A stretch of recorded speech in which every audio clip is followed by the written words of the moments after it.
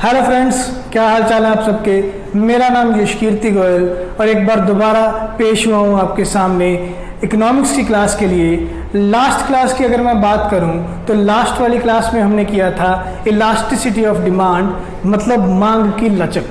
अब अगर जो हमारा सिलेबस है, सिलेबस के अकॉर्डिंग देखा जाए और सेंट्रल प्रॉब्लम्स ऑफ इकोनॉमी के बारे में देखा जाए तो हमने डिमांड के बारे में पूरा पढ़ लिया है। डिमांड के बारे में हमने पूरा पढ़ लिया है कि थ्योरी ऑफ डिमांड या लॉ ऑफ डिमांड पढ़ लिया और इलास्टिसिटी ऑफ डिमांड पढ़ लिया। तो अगर हम एक प्रोड्यूसर की दिमाग के अकॉर्डिंग, प्रोड्यूसर के दिमाग के अकॉर्डिंग सोचें, एक सेलर के दिमाग के अकॉर्डिंग सोचें, तो हमें डिमांड के बारे में पता चल गया कि डिमांड कैसे आएगी और किन चीज़ों से इफेक्ट होगी। ठीक है, तो जो आज का हमारा टॉपिक है, आज हम टॉपिक करेंगे थ्योरी ऑफ प्रोडक्शन के बारे में। आज का जो हमारा टॉपिक है, आज का हमारा टॉपिक होगा थ्योरी ऑफ प्रोडक्शन के बारे में। हमने इससे पहले थ्योरी ऑफ डिमांड पढ़ा था। हमें डिमांड के बारे में पता चल गया कि डिमांड कैसे आएगी और किन किन फैक्टर्स से इफेक्ट होगी। आज का हमारा टॉपिक हम करेंगे प्रोडक्शन के बारे में, जिसमें हम प्रोडक्शन के बारे में पढ़ेंगे कि प्रोडक्शन कैसे होगी, किन किन फैक्टर से इफेक्ट होगी और प्रोडक्शन करते टाइम पे कौन सी थ्योरीज जो हैं या कौन सी चीज़ें हैं जो एक प्रोड्यूसर दिमाग में रख के चलेगा। ठीक है, तो सबसे पहले करते हैं हम मीनिंग प्रोडक्शन फंक्शन का। सबसे पहले हम मीनिंग करेंगे प्रोडक्शन फंक्शन का। जी, किसी भी टॉपिक को हम करेंगे इकोनॉमिक्स में, तो अगर उसके नाम के आगे फंक्शन आ जाएगा तो उसका मतलब है कि इस चीज़ का रिलेशनशिप है किसी दूसरे फैक्टर्स के साथ। जैसे हम प्रोडक्शन फंक्शन की बात करें तो प्रोडक्शन फंक्शन का मीनिंग है कि प्रोडक्शन का किसी फैक्टर के साथ रिलेशनशिप है। अब हमें भी पता है कि जो फैक्टर्स हैं, जो वेरिएबल्स हैं प्रोडक्शन के लिए, जो प्रोडक्शन के वेरिएबल्स हैं कि जिन चीज़ों की सहायता से हम प्रोडक्शन करते हैं, वो दो तरीके के होते हैं। एक फैक्टर्स और एक नॉन फैक्टर्स। जो भी हमने वेरिएबल पढ़ने हैं प्रोडक्शन फंक्शन में, वो दो तरह के होंगे हमारे, एक फैक्टर्स और एक नॉन फैक्टर्स। फैक्टर्स वेरिएबल या फैक्टर ऑफ प्रोडक्शन जो हैं वो वाले फैक्टर हैं जिनका डायरेक्टली रिलेशनशिप है प्रोडक्शन के साथ या एंटरप्राइज के साथ। एंटरप्राइज मतलब हमारी फर्म, हमारी यूनिट जहाँ पे हम प्रोडक्शन करेंगे। तो ऐसे कौन से फैक्टर्स हैं जो डायरेक्टली इफेक्ट करते हैं हमारी प्रोडक्शन यूनिट को? तो वो हैं एक तो लैंड, एक लेबर, एक कैपिटल और एक एंटरप्रेन्योर और एक है एंटरप्रेन्योर। ठीक है, तो ये चार फैक्टर्स हैं हमारे प्रोडक्शन की यूनिट से रिलेटेड हैं जो डायरेक्टली, तो इनको क्या कहा जाता है? Factors of production. क्या क्या? लैंड, लेबर, कैपिटल और एंटरप्रेन्योर। लैंड मतलब जमीन, लेबर मतलब श्रमिक या लेबर क्लास, कैपिटल मतलब पूंजी और एंटरप्रेन्योर मतलब उद्यमी। एंटरप्रेन्योर मतलब उद्यमी जो प्रोडक्शन यूनिट स्टार्ट कर रहा है। ठीक है, अब जो नॉन फैक्टर्स हैं, ये नॉन फैक्टर्स जो हैं ये प्रोडक्शन के साथ रिलेटेड हैं, पैदावार के साथ रिलेटेड हैं। जो फैक्टर्स हैं ये प्रोडक्शन यूनिट के साथ रिलेटेड हैं और जो नॉन फैक्टर्स हैं ये क्या है? प्रोडक्शन के साथ, पैदावार के साथ रिलेटेड हैं। मतलब इसमें क्या आ जाएगा हमारा? Raw material, electricity, water, etcetera. तो जो प्रोडक्शन के साथ चीज़ें रिलेटेड हैं वो क्या है? हमारी नॉन फैक्टर्स हैं। जो प्रोडक्शन यूनिट के साथ रिलेटेड चीज़ें हैं वो हमारी फैक्टर्स हैं। ठीक है, तो ये हमारे वेरिएबल्स का डिवीजन हो गया। अब इस वेरिएबल की डिवीजन के अकॉर्डिंग अगर मैं आपको मीनिंग समझाऊं प्रोडक्शन फंक्शन का, तो प्रोडक्शन फंक्शन का मीनिंग समझिए अब। ठीक है, मैं ये रब करने जा रहा हूं।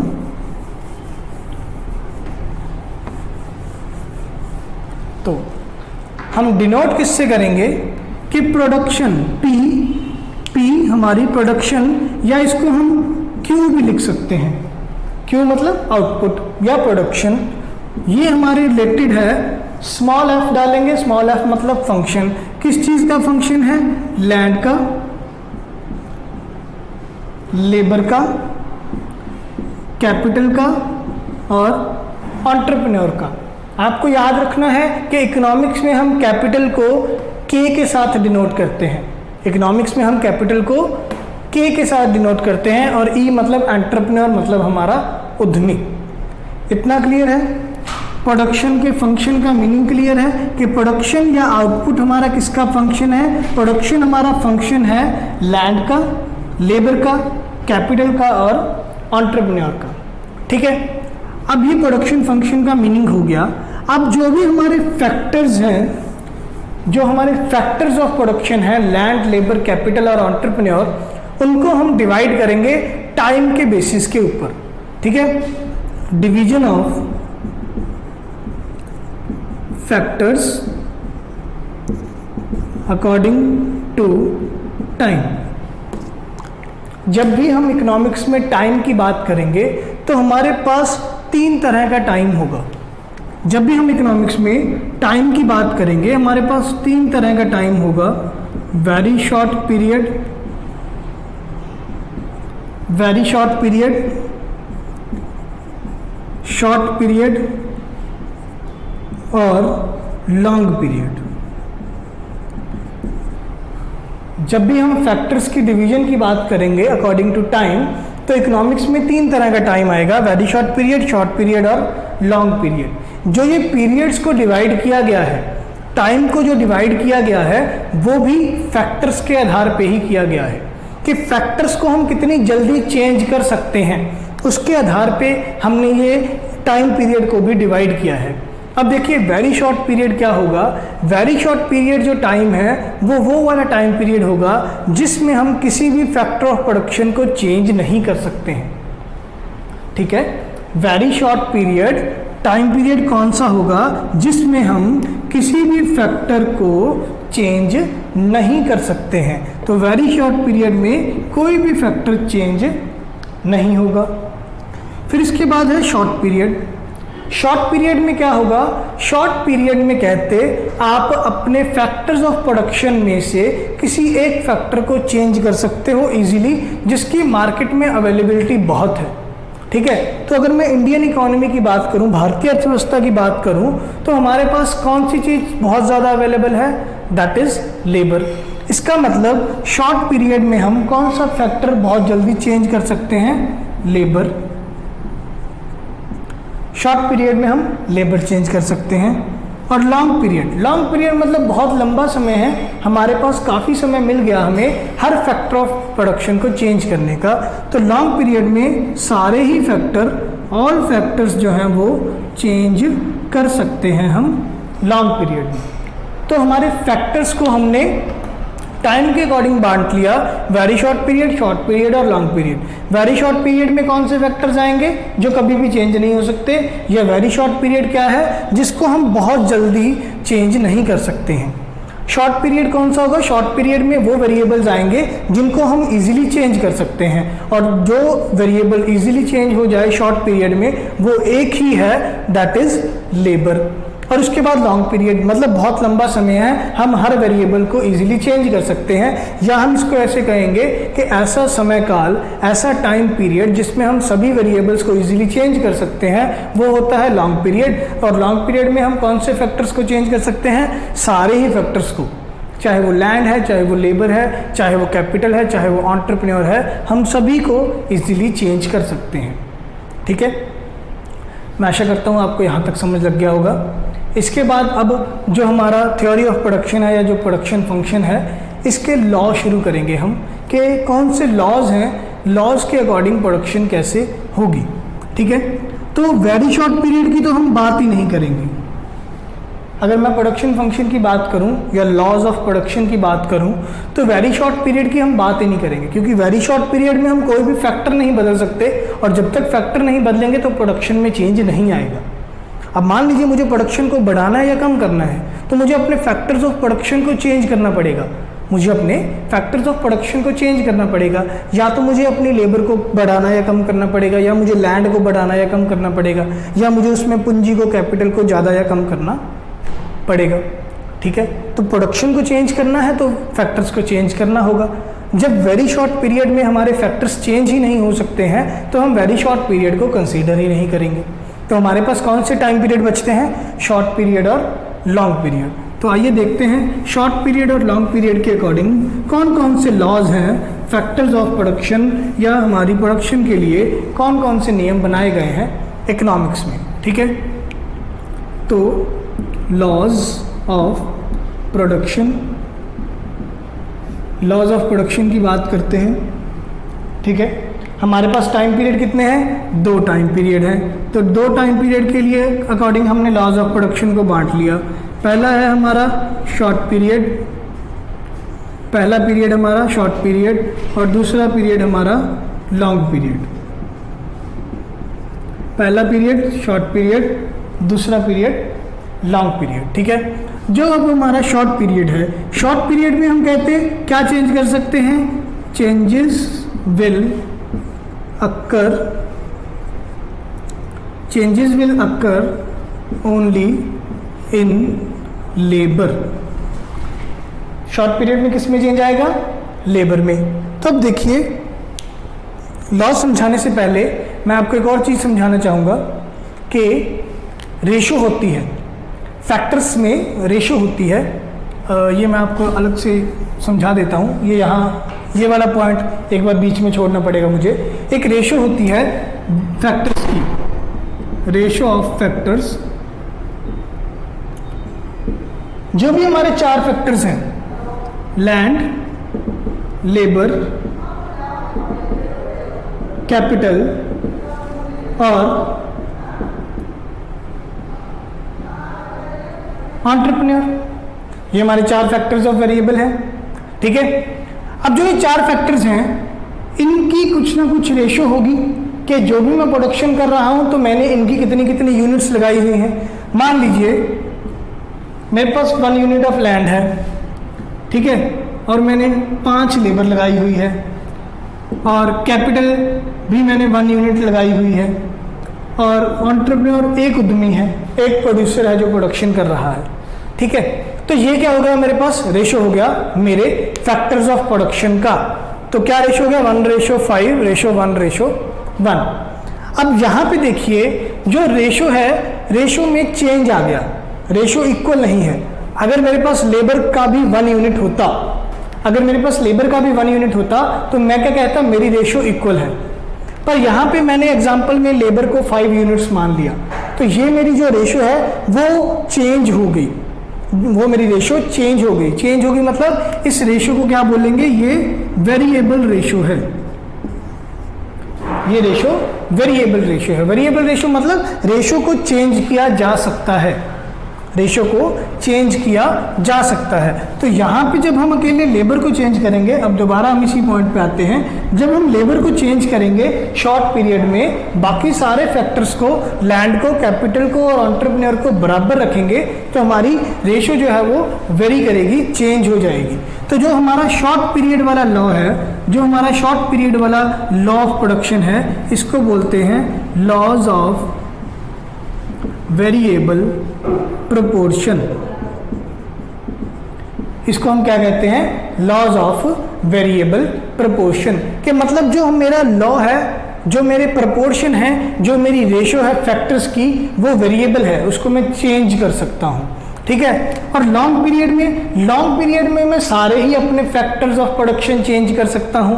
तो जितना मैं लेबर में चेंज करूंगा उतना ही मैं लैंड में चेंज कर सकता हूं, उतना ही मैं कैपिटल में चेंज कर सकता हूं, उतना ही मैं एंटरप्रेन्योर में चेंज कर सकता हूं। तो जो लेबर में, लैंड में, कैपिटल में और एंटरप्रेन्योर में चेंज आएगा लॉन्ग पीरियड में, वो हर प्रोड्यूसर सेम रखेगा, इक्वल रखेगा। तो यहाँ पे क्या होगा, लॉन्ग पीरियड वाले लॉ को क्या नाम दिया जाएगा, laws of returns to scale. क्योंकि मैंने अपना स्केल मतलब पैमाना, मैंने अपने प्रोडक्शन का सारा स्केल चेंज कर दिया, मैंने अपने प्रोडक्शन का सारा स्केल चेंज कर दिया। मैंने लैंड भी चेंज कर दिया, लेबर भी, कैपिटल भी और एंटरप्रेन्योर भी, मैंने चारों के चारों फैक्टर्स अपने चेंज कर दिए। तो मैंने अपने प्रोडक्शन का सारा स्केल, मैंने अपने पैदावार का सारा पैमाना चेंज कर दिया। तो ये वाले लॉ का क्या नाम होगा, laws of return to scale. ठीक है, अब जो लॉज ऑफ वेरिएबल प्रोपोर्शन है, मतलब इसमें मैं एक ही फैक्टर चेंज कर सकता हूं, दैट इज लेबर। तो इसका एक और नाम क्या होगा, laws of return to a factor, के एक फैक्टर में चेंज आने पर, laws of return to a factor, एक फैक्टर में चेंज आने पर मुझे रिटर्न में कितनी प्रोडक्शन मिली, एक फैक्टर के चेंज आने पर मुझे रिटर्न में कितनी प्रोडक्शन मिली, वो होगा हमारा शॉर्ट पीरियड वाला लॉ। उसको हम क्या बोलेंगे, laws of return to a factor. और लॉन्ग पीरियड में मैं सारे ही फैक्टर्स चेंज कर सकता हूं, तो उसको क्या नाम दिया जाएगा, laws of return to scale. ठीक है, इतना पॉइंट क्लियर है। कंटिन्यू करते हैं हमारे लॉज ऑफ वेरिएबल प्रोपोर्शन के साथ, या जिसका क्या नाम है, laws of return to scale. Short period वाला हमारा लॉ प्रोडक्शन से जो रिलेटेड है, उसके साथ हम कंटिन्यू करते हैं अभी।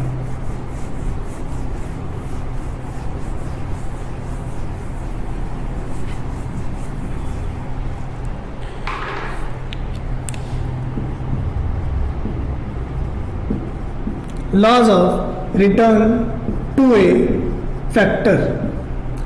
ठीक है, शॉर्ट पीरियड वाला हम लॉ कर रहे हैं कि अगर लॉ में प्रोडक्शन में हम एक ही फैक्टर को बदलते हैं, तो मतलब हम शॉर्ट पीरियड की बात कर रहे हैं। और शॉर्ट पीरियड में हमारा कौन सा फैक्टर चेंज होगा, लेबर चेंज होगा। तो अगर लेबर में चेंज आएगा तो उससे हमारी प्रोडक्शन में क्या इफेक्ट पड़ेगा, इस चीज़ की हम बात करेंगे। सबसे पहले ये वाला लॉ के बेसिक्स करवा देता हूँ मैं। देखिए हमारी जो प्रोडक्शन है, प्रोडक्शन हमारी फैक्टर्स के अकॉर्डिंग तीन तरह की प्रोडक्शन आती है।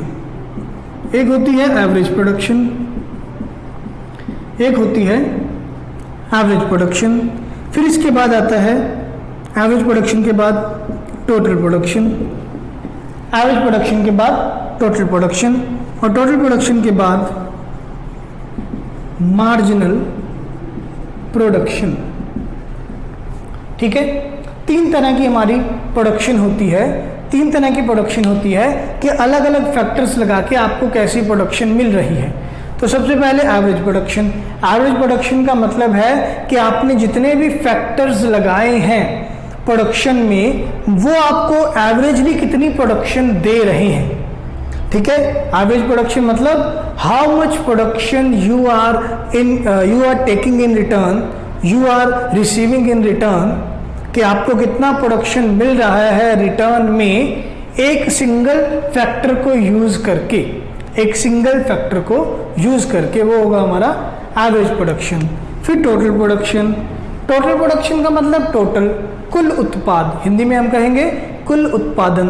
कुल उत्पादन क्या है कि आपने जितने भी फैक्टर्स ऑफ प्रोडक्शन यूज किए, उन सभी ने मिलके आपको कितना प्रोडक्शन दिया। ठीक है, तो इसको कैसे निकालेंगे, जितने भी फैक्टर्स यूज किए, फैक्टर्स को लिख लिया एफ, जितने भी फैक्टर्स यूज किए उन फैक्टर्स ने हमें कितना आउटपुट दिया, जितने भी फैक्टर्स मिले, फैक्टर्स ने कितना आउटपुट दिया, वो क्या होगा हमारा टोटल प्रोडक्शन। और एवरेज प्रोडक्शन कैसे निकालेंगे, जो भी हमारे पास टोटल प्रोडक्शन आया, या टीपी लिख लो इसको, जितना भी हमारे पास टोटल प्रोडक्शन आया, हमने निकालना है एक फैक्टर ने हमें कितना दिया। तो एक फैक्टर को हमने यहाँ पे लिख लिया एफ, तो टीपी बाय एफ ये फॉर्मूला बन जाएगा एवरेज प्रोडक्शन का, कि एक फैक्टर ऑफ प्रोडक्शन को कैसे निकालना है, टोटल कितना प्रोडक्शन आया उसको कितने यूनिट्स ऑफ फैक्टर्स हैं उससे डिवाइड कर दिया।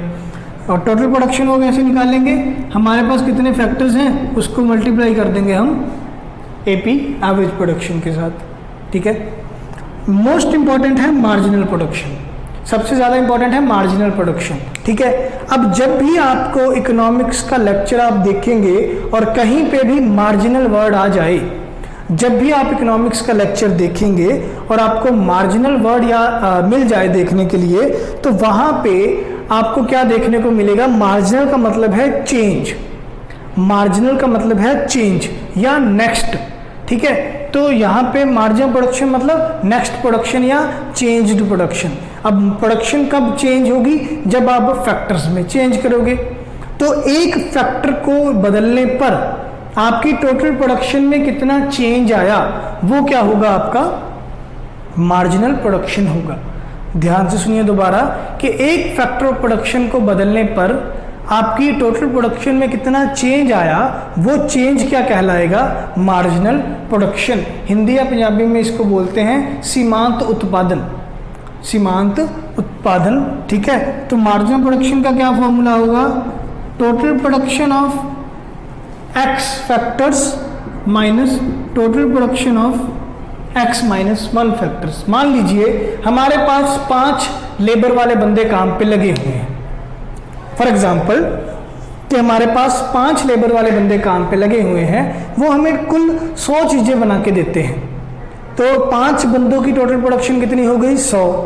हमने 6वां बंदा काम पे लगा लिया, 6ठा बंदा हमने 6th लेबरर हमने काम पे लगा दिया, और हमें 6वें पर्सन के काम पे लगाने पर हमारी टोटल प्रोडक्शन हो गई 120 यूनिट्स। 6वें बंदे को काम पे लगाने पर, 6ठे बंदे को काम पे लगाने पर हमारी टोटल प्रोडक्शन हो गई 120 यूनिट्स। तो 120 यूनिट्स में अब टोटल हो गया 6 लेबर का, 5 का था 100। इसका मतलब अगर हमने 6ठे बंदे का निकालना है कि जो हमने चेंज लाया लेबर में, उससे कितनी प्रोडक्शन आई, तो 120 में से 100 माइनस कर देंगे। तो इसका मतलब 6ठे बंदे ने हमें 20 यूनिट्स प्रोड्यूस करके दिए, और जो 6ठा बंदा हमारे लिए प्रोडक्शन करेगा उसकी प्रोडक्शन को हम क्या कहेंगे, मार्जिनल प्रोडक्शन कहेंगे। ठीक है, मैं ये मानता हूँ कि आपको एवरेज प्रोडक्शन, टोटल प्रोडक्शन और मार्जिनल प्रोडक्शन का मीनिंग समझ लग गया होगा। ठीक है, तो अब हम अपना law of returns to a factor शुरू करते हैं। ठीक,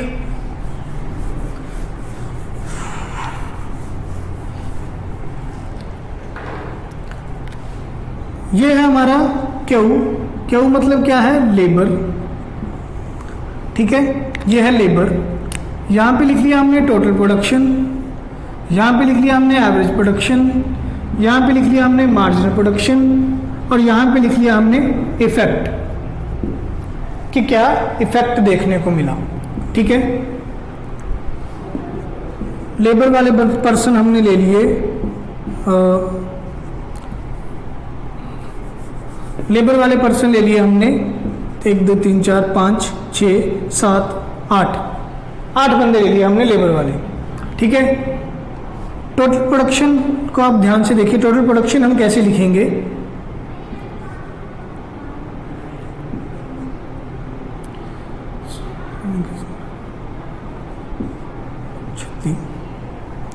फिर कांस्टेंट 50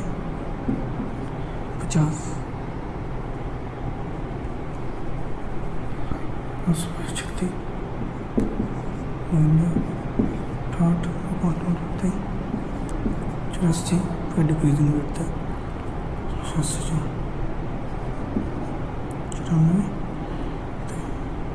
100। सॉरी, थोड़ा टाइम लग गया लिखने में। तो टोटल प्रोडक्शन को आप ऐसे लिखेंगे 10 22 36 52 68 84 94 100। ठीक है, एक बार आप ये ऐसे लिख लीजिए। अब एवरेज प्रोडक्शन कैसे निकालते हैं, एवरेज प्रोडक्शन का हमें फॉर्मूला पता है, total production divided by units of factors. तो यहाँ पे आ गया 10, यहाँ पे आ गया 11, यहाँ पे आ गया 12, यहाँ पे आ गया 6.5, नहीं सॉरी 12 एंड 12.33। ठीक है, यहाँ पे कितना आएगा 13.6, नहीं सॉरी यहाँ पे आएगा 13.1, यहाँ पे आएगा 12, यहाँ पे आएगा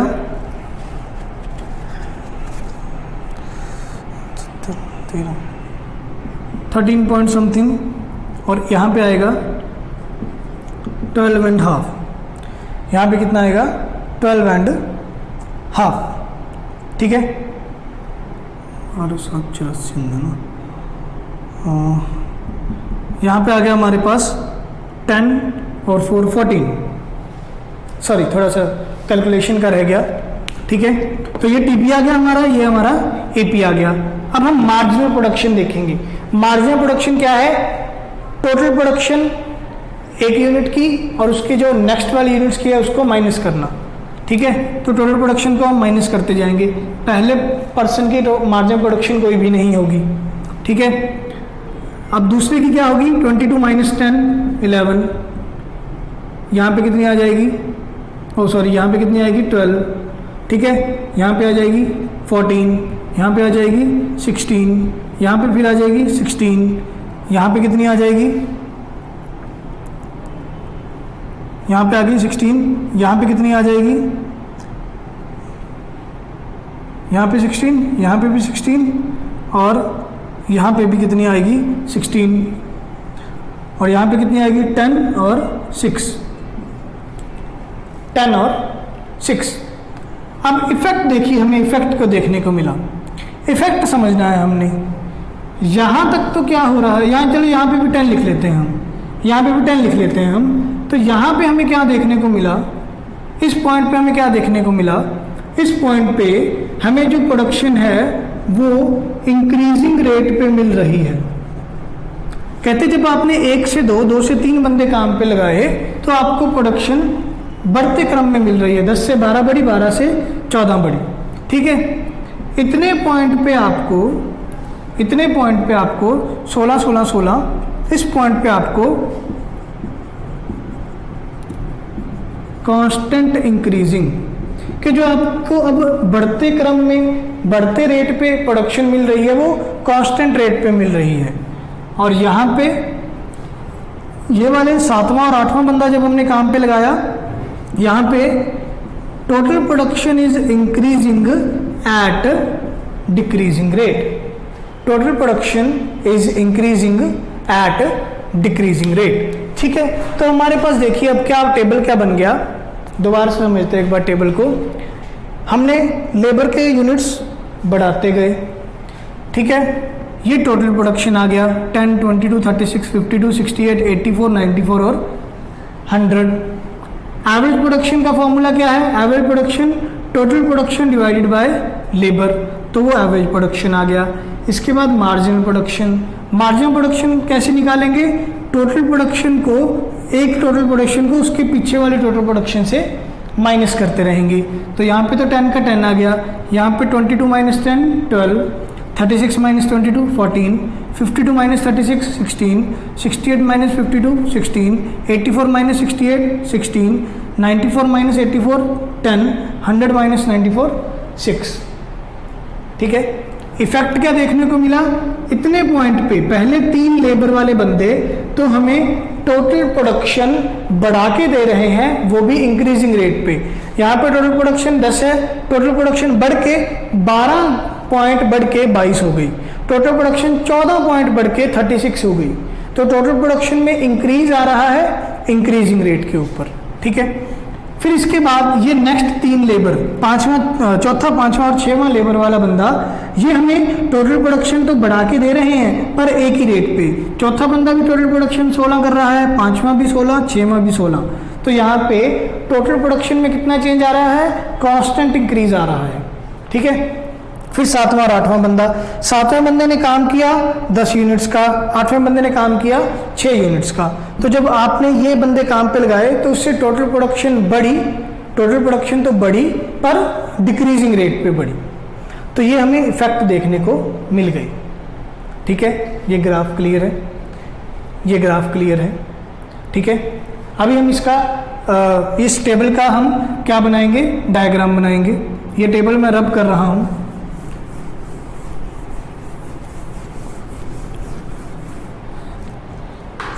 तो दोस्तों जैसा कि हम पढ़ रहे थे laws of return to a scale, इसमें अभी हमने इसका चार्ट किया, टेबल किया, जिसमें हमने देखा कि कैसे लेबर की यूनिट्स को चेंज करने पर टोटल प्रोडक्शन, एवरेज प्रोडक्शन और मार्जिनल प्रोडक्शन में चेंज आया, जिससे हमें 3 तरह के अलग अलग इफेक्ट देखने को मिले।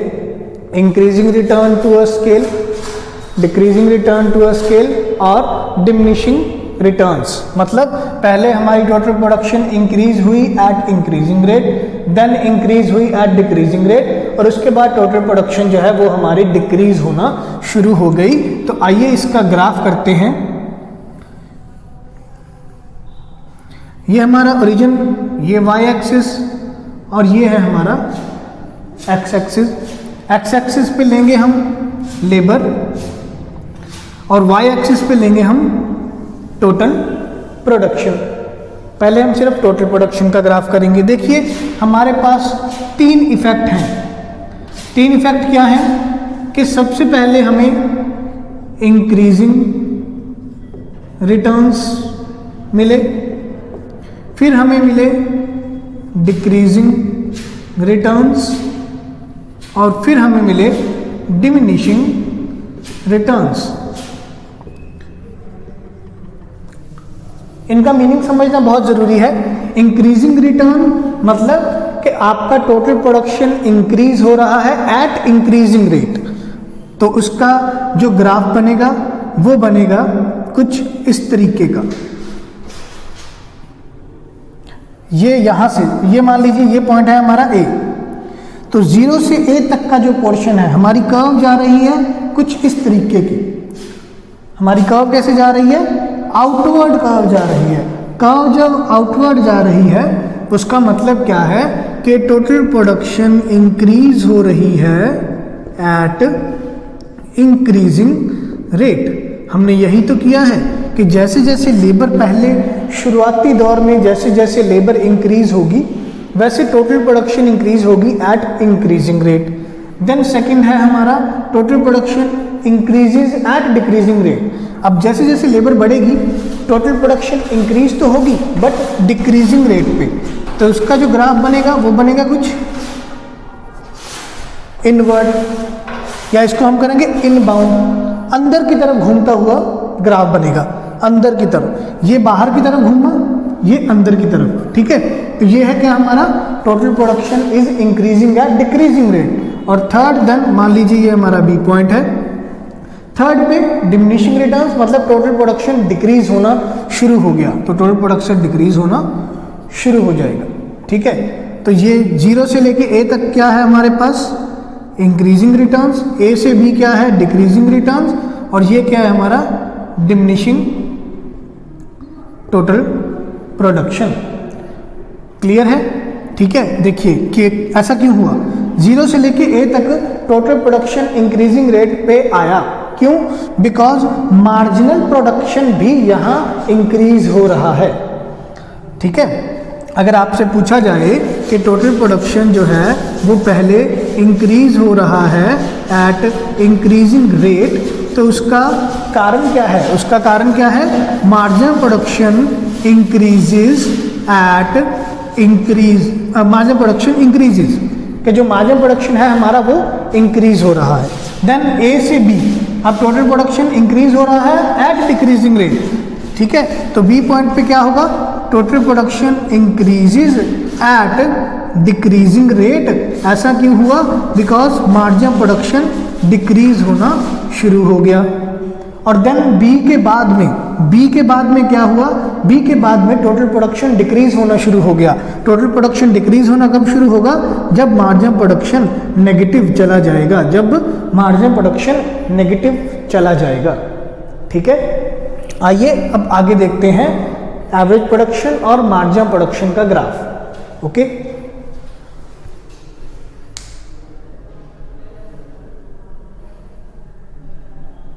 तो मैं आपको ये बताना चाहूँगा कि जो अभी आप ये वीडियो का पार्ट देख रहे हैं, आपको ये लगा होगा कि वीडियो चेंज हो गया या सर ने कपड़े बदल लिए। सर ने कपड़े नहीं बदले, एक्चुअली वीडियो में मेरे से ग्राफ की कर्व जो है वो थोड़ी गलत बन गई थी, तो मैंने ये पार्ट अलग से ऐड कर दिया। बाकी का कंटिन्यू आपका पुरानी वीडियो में ही आपको सेम देखने को मिलेगा, ठीक है। कंटिन्यू करते हैं उस वीडियो के साथ। देखिए, हम सिर्फ जो भी हमारे फैक्टर्स ऑफ प्रोडक्शन है, 4 फैक्टर्स ऑफ प्रोडक्शन में हम क्या कर रहे हैं, उसमें से सिर्फ एक फैक्टर ऑफ प्रोडक्शन को चेंज कर रहे हैं, दैट इज लेबर।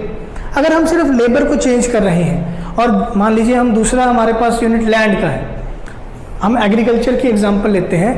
एक किला, 1 एकड़ आपके पास ज़मीन है, 1 एकड़ ज़मीन में आपने एक लेबर को लगाया तो उससे वो काम कर रहा है। अब हमें भी पता है 1 एकड़ ज़मीन पे 1 पर्सन काम करेगा तो वो प्रॉपरली उतना काम नहीं कर पाएगा। और एक बात ये भी है कि एक ही पर्सन, एक ही लेबर हर तरह के काम में जो है वो स्पेशलाइज नहीं होगा, इसलिए हमने दूसरा पर्सन काम पे लगाया। एक पर्सन जिस काम में स्पेशल था उसको उस काम पे लगा दिया, दूसरा पर्सन किसी काम में स्पेशल था उसको दूसरे काम पे लगा दिया। मान लीजिए एक पर्सन खेत को जोतने में जो है स्पेशल है, ठीक है, वो खेत को लेवल करने में स्पेशल है तो उसको ट्रैक्टर पे बिठा के खेत को लेवल करने पे लगा दिया। दूसरा पर्सन सीड्स में स्पेशलाइज है कि वो बीज बोने में स्पेशल है तो उसको बीज बोने पे लगा दिया। तो ऐसे जब काम होगा, एक जब स्पेशल बंदा अपना अपना काम करेंगे तो उनको क्या होगा, प्रोडक्शन बढ़ते रेट पे मिलेगी। ऐसे ही तीसरा बंदा काम पे लगाया, फिर प्रोडक्शन और थोड़े बढ़ते रेट पे मिली, ठीक है। अब ज़मीन तो हमारी उतनी ही है, ज़मीन तो हमारी 1 एकड़ या 1 किला ही है। 1 किले ज़मीन पे अपने 3 बंदे लगा दिए, उसके बाद चौथा बंदा लगाया तो चौथा, पाँचवा और छठवां जो बंदा लगाए उन्होंने हमें बराबर से रेट देना शुरू कर दिया कि ठीक है, अब 1 ही एकड़ लैंड पे आप इतने सारे पर्सन लगाते रहोगे काम पे तो बाकी सारे जो स्पेशल बंदे हैं वो तो काम पे लगे हुए हैं, आप एक्स्ट्रा बंदे जो लगा रहे हो उन्होंने भी थोड़ा थोड़ा प्रोडक्शन आपको देना शुरू कर दिया। अब उसके बाद बात आई 7वें और 8वें बंदे की।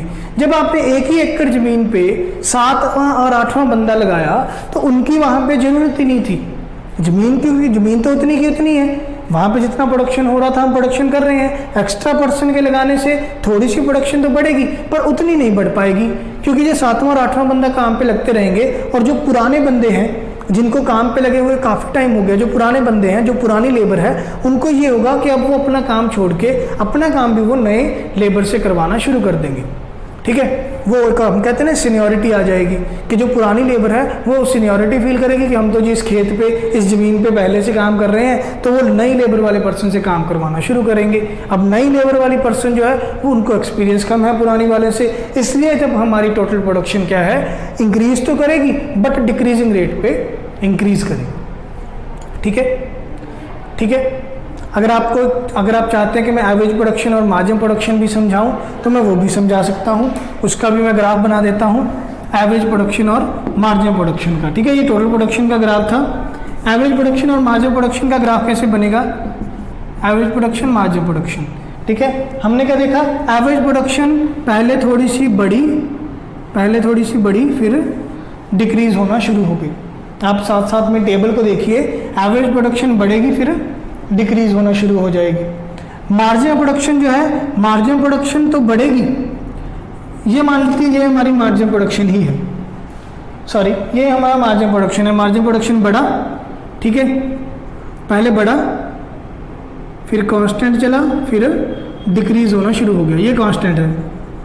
पहले इंक्रीजिंग रेट पे आई फिर कांस्टेंट रेट पे आई फिर डिक्रीज होना शुरू हो गई मार्जिन प्रोडक्शन। एवरेज प्रोडक्शन क्या है, पहले बड़ी फिर इसके बाद जाके वो डिक्रीज होना शुरू होगी।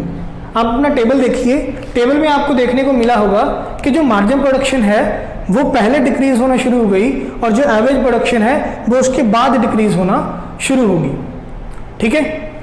तो इसलिए एवरेज प्रोडक्शन मार्जिन प्रोडक्शन को कट करके उसके बाद डिक्रीज होनी शुरू होगी, ये एवरेज प्रोडक्शन है। और जो मार्जिन प्रोडक्शन है वो पहले इंक्रीजिंग रेट पे जाएगी फिर कांस्टेंट रेट पे जाएगी फिर डिक्रीज होना शुरू हो जाएगी, ठीक है। तो ये हमारा टॉपिक था लॉज ऑफ वेरिएबल प्रोपोर्शन का। नेक्स्ट लेक्चर में हम laws of return to scale का टॉपिक करेंगे, ठीक है। अलविदा देता हूँ मैं। जो भी हमने आज का टॉपिक किया मैं एक्सपेक्ट करता हूँ कि आपको अच्छे से समझ आया होगा। हमने थ्योरी ऑफ प्रोडक्शन किया, उसमें फैक्टर्स को बांटा, उसमें टाइम पीरियड को बांटा, उसमें टाइप्स ऑफ प्रोडक्शन को किया और हमने लॉज ऑफ प्रोडक्शन में से laws of return to scale किया कि एक ही फैक्टर के चेंज होने पर आपको कैसे चेंज देखने को मिलता है प्रोडक्शन में, ठीक है। तो आज का लेक्चर यहीं ख़त्म करते हैं। ओके, गुड बाय बच्चे, टेक केयर, हेल्दी रहिए, हैप्पी रहिए, बाय बाय।